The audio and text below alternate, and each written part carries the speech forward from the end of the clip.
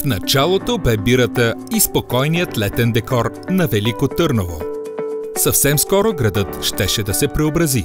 С Бритус Съмърфест една млада бира не иска да повтори другите летни фестивали и кани града да се забавлява със спорт, музика, кино и история.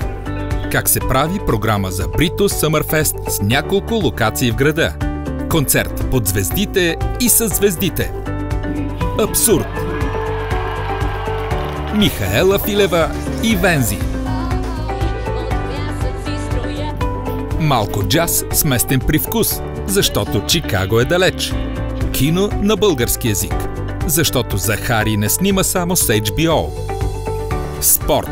За първи път американски футбол по терените на Търново. Софийските мечки срещу Кралево Royal Crowns.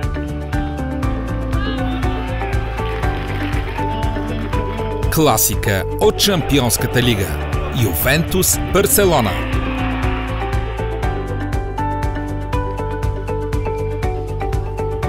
Раздвижване и забавление на открито за всички. Награди и хубава бира. Няма как без тях. Бритус Съмърфест съвмести несъвместимото.